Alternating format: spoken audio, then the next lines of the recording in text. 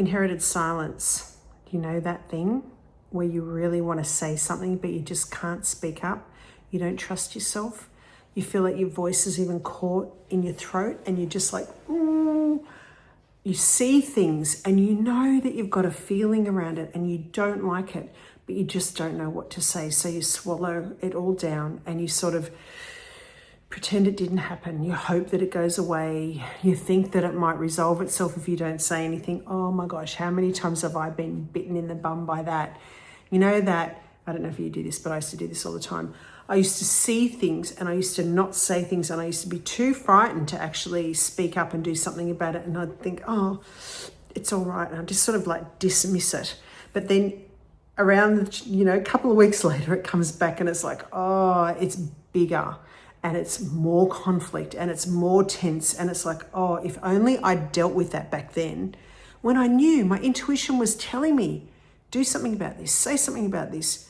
Be honest, because the other thing that used to be a pattern of mine was to not be completely honest. Like I'd tell my husband half of the truth, like if I went out to buy a top and I bought 3, I'd come back and say, oh, I just bought 1 top, like and the others would sort of snuffle them away somewhere. It's like I just couldn't bring myself to really fully own my choices and the things that I did if I thought that he was going to have a reaction. So I didn't. I stayed silent. And I watched my mother stay silent. I watched my grandmother stay silent.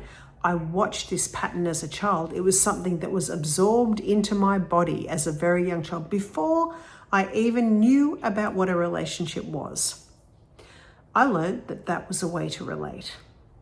This is what you do. Especially if you're a woman, you don't speak up. In my case, I know some women are different, but for me, this was the thing, this silence. And I know there's a lot of my clients that do a whole lot of work on themselves and they might still say, in that moment, I just didn't have the right words. I just wasn't brave enough to say what it was I needed to say. And when they finally get to the point where they can actually share what they're feeling in a way that's non-confrontational, that doesn't, create a big fight, they feel so empowered. It is so empowering. It's like you freed something from yourself. And you have actually, haven't you? You've freed your voice.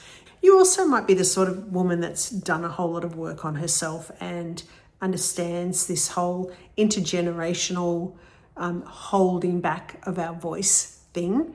You might have done a whole lot of reading on it. There is heaps of information around this sort of stuff. And still in the moment, when there's conflict, when there's tension, you find yourself holding back what you want to say, or you dismiss it. Maybe you justify it. Like that's another common pattern. We justify not saying something in our head because we don't want to feel bad about not actually speaking up. And so we have a lot of justification around this as well. All of these little patterns all come into this movement where we keep ourselves down, we keep ourselves small, we keep ourselves in the invisible cage actually, because that's what we were taught to do.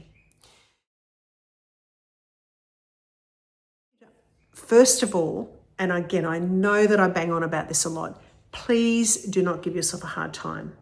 It is not that you are broken. It is not that you haven't healed yourself enough. It is not that you're not good enough. It's not that there's something wrong with you. It's that the relational structure, the way you're in relationship, which is a framework, which is a structure that you were taught, that was absorbed into your body before you even had cognitive awareness, is what's keeping you in that cage. Now, the thing is, we can absolutely get out of it, but we need to bring our awareness first to what we're doing and what's underneath it.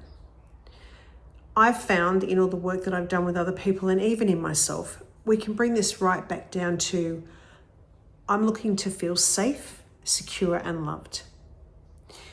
If I don't have any other way of feeling safety in my body, because we want to talk about the visceral feeling of feeling safe in my body, I want to feel secure and safe. My relational operating system, which I absorbed from very young, was that safety and security lived outside of myself. So I have intrinsically been taught that I need to manipulate the outside world, do certain things, create safety in my environment so that I feel it in here. And so we learn to stay silent. We learn to keep the peace. We learn to compromise, which, by the way, was the last episode. If you haven't watched that, go and watch that as well. We learn these things and we do these things without even thinking about it. As soon as a feeling of I'm not safe or a tense emotional feeling comes up in our body, we have these patterns that we play out and we might know, but in the moment we can't stop them. It's not up here that we need to start stopping it. It's not that we need to learn more information. It's that we need to start feeling the feeling. We need to start identifying the feeling. We need to start allowing ourselves to have the feeling in this moment. Wow, I don't feel safe right now. And, it's just so ironic that I don't feel safe, so I'm taught to try and find safety in the outside world. But the irony is that it's the very act of doing that actually makes me feel more unsafe. It's the very act of trying to anchor my safety in an outside person, place, or thing. That means I'm walking away from myself, which means I'm feeling more unsafe because I'm not accompanying myself. I'm not standing here with me. I'm not here standing with me, accompanying me. I'm walking over there to try and get them to help me feel safe. That's the irony of it. But the good news is that we just need to flip that around, right? We just need to learn a new relational operating system. So if you can imagine that our heart actually is quite covered up because we've been walking away from ourselves for quite a while in this old operating system that we ingested as a very young person. And so our heart doesn't feel safe. Our heart doesn't feel held. Our heart there's no trust internally for us. There's no strength and security and safety. The solid feeling is not in us. So our capacity to even discern and let's call this heart sight, which I think is one of the powers of the heart. I don't actually know what's mine and what's my mum's or my grandmother's. I'm interpreting everything that's happening to me as, I'm not good enough, or, there's something wrong with me, I'm broken, I haven't healed properly.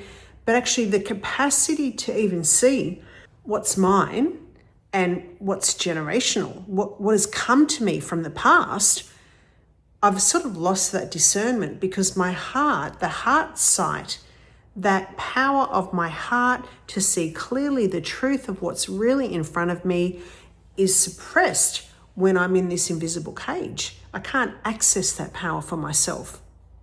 So we really want to develop our heart sight. And one of the ways we do that is by developing a new relational operating system. And we do that by using the HeartShift method. Well, that's how I do it, and that's how I teach my clients to do it. And I'm going to invite you to do that too. There's a free PDF at my website. You can go and download that. Also go back and have a look at the second episode that goes through how we can actually implement the HeartShift method into our life. Learning a different way to be in relationship with your feelings still staying intact, with you still staying here with the feeling and learning a new way, a new relational operating system. That's how we start to escape from this invisible cage.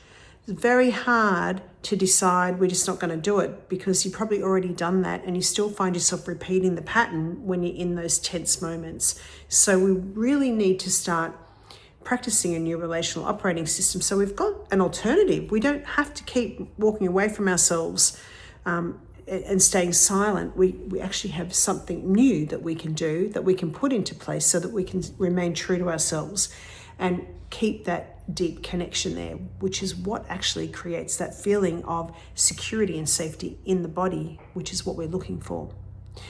This way of operating that we've been taught through our conditioning, living in this invisible cage, actually means that joy is often a ghost when we're in long-term relationships. We find somewhere down the pathway that there are echoes of the joy that we once felt, that freedom, that just wonder, that lightness of being, it all just feels very ghost-like and ethereal because it's no longer the reality in our relationships.